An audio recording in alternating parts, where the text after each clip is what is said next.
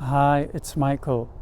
Creativity is not just the ability to create and enjoy art, true art, but also the ability to react to life in a spontaneous, intelligent, healthy, peaceful way. And creativity comes from the heart and utilizes the right side of the brain, the right hemisphere. And creativity can be relatively easily suppressed. And yes, we are doing a very good job in poisoning creativity in our children. And without creativity, we turn into robots. And most of us are like robots, reactive to life and making unintelligent, unhealthy choices. So some of the ways we poison creativity in our children are feeding them processed and junk foods, sweets and sugary drinks and fructose-laden drinks and processed foods like pizzas and sausages and many others, while the brain, the heart and the body cries for nutritious, pure, natural foods and vegetables and pure drink, pure water without chlorine and essential fatty acids and so on. Next, we expose children to negative or low energy entertainment like action movies or even cartoons that employ the concept of violence, the concepts of chasing, of fighting, of trying to get even, of having a revenge, and so on. Even though it's a cartoon, it still uses the concept and it still affects the brain, especially the developing brain, in a negative way. And music, if it can be even called music, like rap, rock, heavy metal, hip hop, that's all low energy stuff that does nothing positive for the right side of the brain, for the creative side of brain. It may be entertaining to the mind, but it's not supportive of creativity. What is supportive of creativity is, of course, high content music, such as classical music. And it has been shown that when children listen to classical music, even in the womb, they develop to be intelligent and their brain very advanced. And we don't take children to nature. Our brains need beauty, our brains need elegance. It has been shown that the creation of neurons is supported by beauty and elegance, and where you find it in space, it's in nature. And we don't take our children to nature enough. And city parks such as this one are nice. It's better than nothing, though that's not a true nature.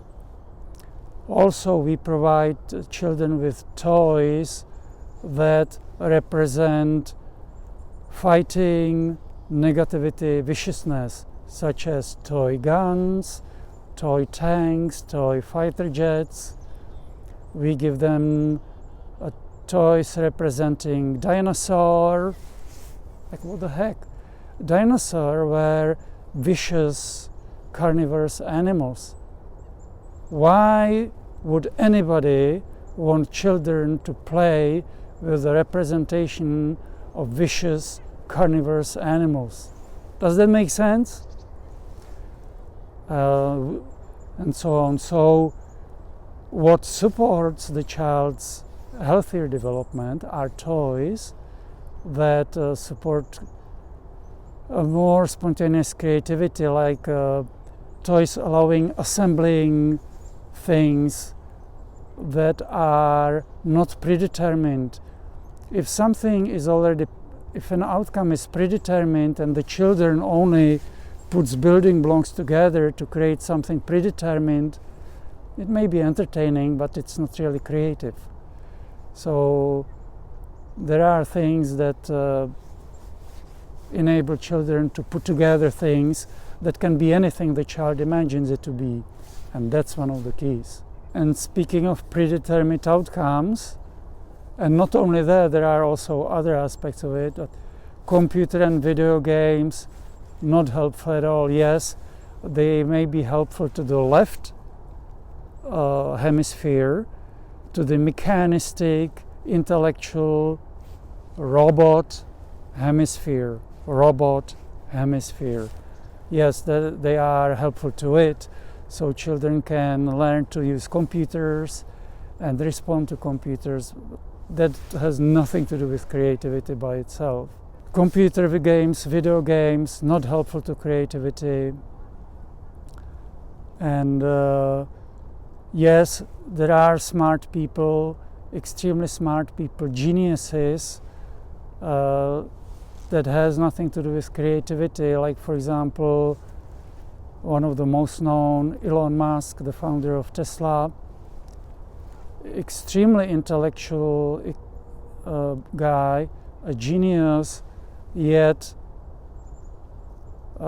discerning from what he has been able to produce so far, not much of creativity. Maybe one can argue about Tesla a little bit, but as is demonstrated so far, what he has produced is not representative of creativity of the heart.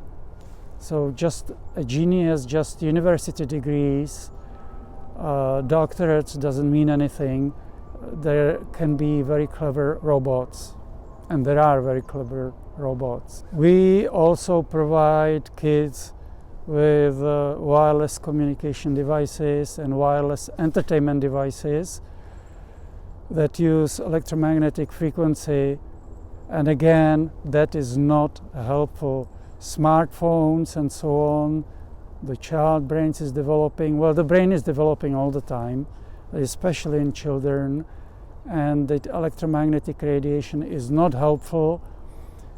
And it is possible for a person to be somewhat immune to it if the person is really very, very positive, very highly evolved, but that is like 0.001% of the population. Okay, so at best, wireless communication devices can be neutral to the health, but that is for extremely few people. So most people are not helped by it, and giving it to children is helping to poison their creativity, no question asked. So if a child needs a communication device for some safety reason, whatever, then coming to an agreement that it stays turned off until it's really need for emergency use, and that's it.